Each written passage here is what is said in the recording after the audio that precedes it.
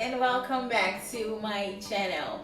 So today, yes, I'm going to show you guys how to convert a sheet cake to half a sheet cake, or I'm going to show you at the same time I'm going to show you how to frost it or cover it in ganache and get those sharp edges we all desire before you decorate with fondant. So if you want to see how that goes okay, before that, could you please subscribe to my channel and like this video? Please like this video now, please. Thank you. Okay, so if you want to see how that goes, stay tuned and keep watching. So guys, today I'm going to show you how to convert your sheet cake to half a sheet cake. And usually when I make half a sheet cake cakes I usually make them for like maybe a short cake or a doctor themed cake, like those cake where I need like a rectangular shape to be able to make the design. Yes, that's what I use them for. And usually you do not have to buy a sheet pan. Usually most ovens come with like a sheet pan. Aside the rack, there's also like this wide pan that is a sheet pan. So that was what I baked in today, and it's important for you to line the pan with parchment paper aside, rubbing it with some flour and some butter so it doesn't stick. It's important you use parchment paper because that way you can use it to lift it and it won't break apart on you. Some of these still broke apart a little, but like imagine I didn't line it at all, it would have stressed me the fuck out. So it's important that you buy parchment papers to line the pan before you pour your butter into it and bake. And aside that, it helps bake it evenly because it has a wide surface area. So when your heat is not well distributed in the oven, it helps, like, I don't know, it just helps bake it evenly, if that makes sense. Okay, so guys, what we're going to do is we're going to cut it into two. What I did was I made a line in the middle, yeah, and then I cut the cake into two, and then I'm going to take one part out and put it on my board. And this board is 40 centimeters. Yes, 40 centimeters on both sides. So if you're buying a board for your sheet cake, usually you can buy a board that is 40 by 40 centimeters, or 40 by 30 centimeters works as well for half a sheet cake.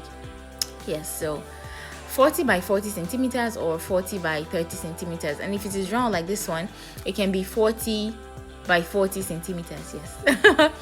Okay, so now I'm going to take the other half and I'm going to put it on top of this one. Notice the parchment paper is helping me lift it easily. That way, like, I don't have to, it won't be sticking or like breaking apart while I'm trying to lift it. So that's the reason why you need to use the parchment paper. So now I'm going to trim it. I'm going to make the top the same thing with the bottom. Yes, that's what we're going to do. And guess who's going to eat the the excess trimmed out parts? I don't know who's going to eat it. Okay, guys. So the next thing we're going to do, like, it's important when you're trimming that you should use like a serrated knife, and it has to be a long serrated knife.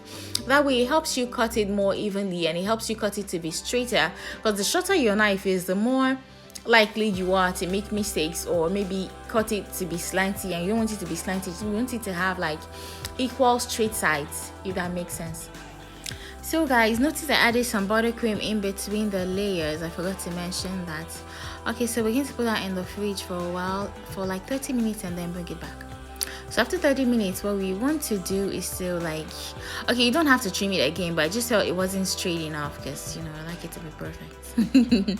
Okay, so I trimmed it again just so it could be really straight. And now I'm going to cover it with ganache. Anyways, this is a vanilla chocolate marble cake. And if you want my vanilla cake recipe, I'm going to put the link up above. It says click on me. Yes, click on that. It's an amazing vanilla cake recipe. Like, it is dope. Okay. So the next thing we're going to do is we're going to cover it in white chocolate ganache so it can give us the perfect straight edges.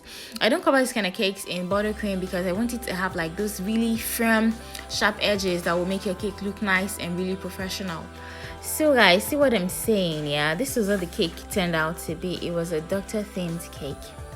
Okay, so we're going to ganache it right now, and I'm going to, okay, I have a video for how to make the perfect white chocolate ganache for the perfect kind of edges you want, because for this kind of cake you want it to have really sharp edges and you want it to look really nice. You don't want it to be sloppy or anything. You want it to look really sharp because it's a rectangle. It should be sharp. Okay, so now I'm making my chocolate ganache, and it is the recipe is really simple. I have a special video for how you can make this by yourself, But for like, I showed you how I measured and everything. I'm going to put the link right here up here so you guys can click on it in case you want to learn how to make that. The recipe for white chocolate is different from dark chocolate. You have to take notes because it's not going to give you the same results because they are not the same thing. Like, they are both chocolate, but they are very different.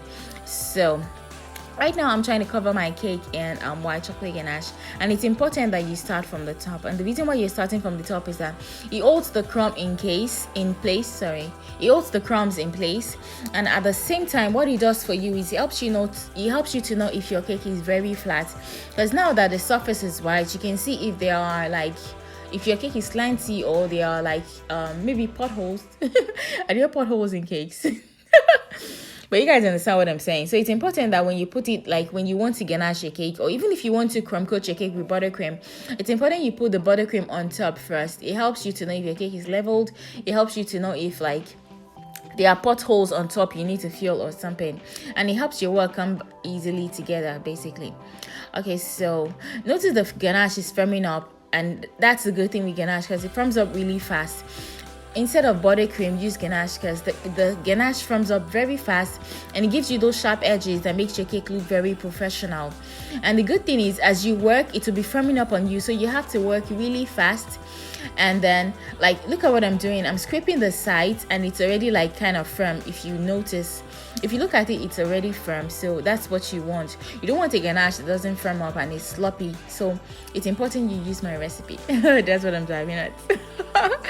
Okay, so I already kept the link there for you guys, or it will be in the comment section below. No, it will be in the description box for you to check it out, and it is very simple. Okay, so now we're cutting it in ganache, and this is my third coating. If you want to see how to ganache a cake, yes, I have another video for that. I have another video in which I showed you guys how to ganache a cake and the different steps and how many times I go on it with ganache. Do you get? This is the third time I'm putting ganache on top of it. So it depends on what I'm doing though, but in that video, the link is right up here. It says click on me. Yes, click on that. You can see how to, that video is especially on how to ganache a cake and how to do it well. And I showed you with a square cake, and square cakes are really tricky, so you can know how to do it and how to do it really well without getting frustrated.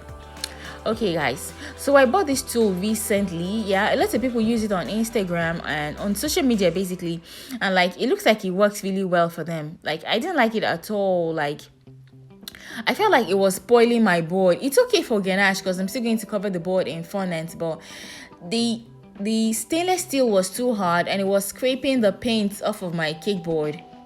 I don't know if you guys understand me, and it didn't work well at all. So like, I don't know, I regret buying it. It was just a waste of money. So if you see this tool, take the advice from me guys, please don't buy. Okay, so I kind of used it, but I kind of ended up using my regular tool. Yes, I'm not trying to spoil anybody's business, I'm just giving you honest advice. Yeah, that's why you're on my page. Yeah. Okay, so guys, now we are smoothing it, and then we are going to put the last coat. I like to do this 45 times so that it can be well coated. You guys get what I mean? Like, you want it to be well coated so the edges can be firm enough, can have enough ganache for it to be firm enough and be able to stand on its own and still hold that shape when you cover with fondant. Yes, that's the reason why you have to use my ganache recipe. I swear to God, if you try it, like, you're not going to use any other ganache recipe again in the world. I promise you guys. Okay guys, so while I was like scraping my cake, like that tool is very hard. Like it is very hard. I don't know how to explain it. It scrapes off the part you don't want it to scrape off, and at the same time it scratches off the paint off of my cake board. It's just annoying. I don't know if like maybe a plastic one would have been better, because I see some plastic ones on Instagram. Okay, maybe I'm going to buy the plastic one and try it and maybe compare it for you guys, but this one right now is a no-no guys. I'm sorry. So right now I'm mending the parts that was scraped off, like the part of my cake that was injured. Yeah.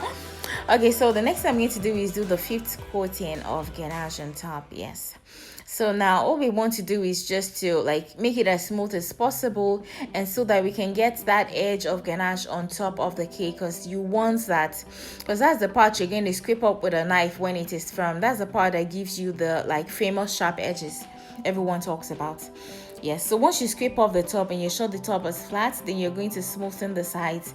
And while you're smoothing the side, I want you to notice the edge of ganache forming around the cake. Yes, that's what you want. So once that forms well, once you scrape off the sides, the extra ganache on the side of the cake, you're going to leave it for around 10 to 15 minutes for it to firm up. Or if you don't have that much time, you can put it in the fridge for about 5 minutes, and the ganache on top around the edges will firm up, and you can cut it with a knife. The trick to having the sharp edges is to cut it with a very sharp knife, and it has to be hot. So what I do is boil some water and put the knife inside that cup of water, the cup of hot water, and then the knife is going to be warm and it's going to cut through the ganache very nicely, seamlessly. They're not going to be maybe crumbs of ganache or weird looking cuts. Basically, it's going to cut very seamlessly, and it is going to give you that perfect sharp edges we are being talking about. So guys, once we are done, right now it's time to use a knife, and that's all she wrote, guys. So easy. And guys, if you haven't subscribed, come on, what are you waiting for? I'm giving you guys premium content, and I'm bringing it to you like twice a week. That's serious work. Please subscribe to my channel. Thank you so much. I'm waiting for you to subscribe right now. Yeah, click on subscribe right now. It is the red button. Let me spell it for you. SUBSCRIBE. Yes, that's subscribe. Just click on it. It's not very difficult. Okay, thank you guys. So thank you guys for watching today, and thank you for staying with me on this episode of whatever this is. I don't know. Okay, so thank you guys, and I'll see you in my next tutorial. And if you have any special request you'd like me to do for you, just send it to me in the comment section below, and I'll make sure to film a video for you guys on that particular topic. So thank you guys for being with me, and I'll see you in my next tutorial. Bye. I love you.